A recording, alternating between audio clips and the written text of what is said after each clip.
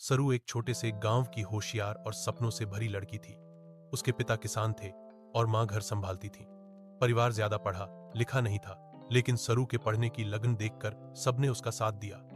गांव के स्कूल से इंटरमीडिएट की पढ़ाई पूरी करने के बाद सरू ने शहर के एक नामी कॉलेज में दाखिला लिया। शहर की जिंदगी, तेज रफ्तार, बड़ी इमारतें और अलग अलग सोच के लोग, सब कुछ उसके लिए नया था। पहले कुछ हफ्ते उसे बहुत मुश्किल लगे, लेकिन धीरे धीरे उसने खुद को संभाल लिया। क्लास में वह सबसे शांत और अनुशासित छात्रा थी और इसी कारण उसकी पहचान बनने लगी।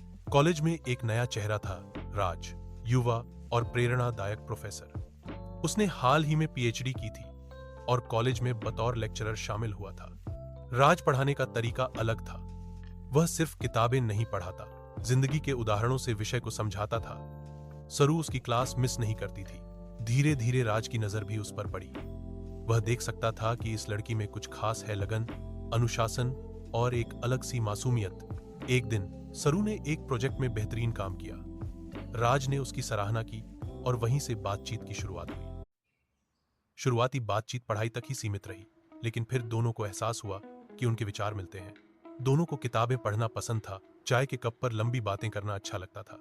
सरू को शहर की भीड़ में राज एक सुकून की तरह लगता था और राज को सरू की सादगी और ईमानदारी से लगाव हो गया। समय के साथ यह दोस्ती गहराती गई और कब प्यार में बदल गई, दोनों को पता ही नहीं चला। लेकिन हर कहानी में एक मोड़ आता है। कॉलेज में छात्रा और प्रोफेसर के रिश्ते को लेकर सवाल उठने लगे। सरू को डर था कि कहीं उसका सपना, उसकी पढ़ाई सब बर्बाद न हो जाए। राज भी दुविधा में था, एक तरफ उसका करियर, दूसरी तरफ उसका प्यार। कुछ समय के लिए उन्होंने दूरी बना ली, लेकिन इस फासले ने दोनों को और भी साफ कर दिया कि वे एक दूसरे के बिना अधूरे हैं। राज ने कॉलेज से इस्तीफा दे दिया ताकि सरू पर कोई सवाल न उठे।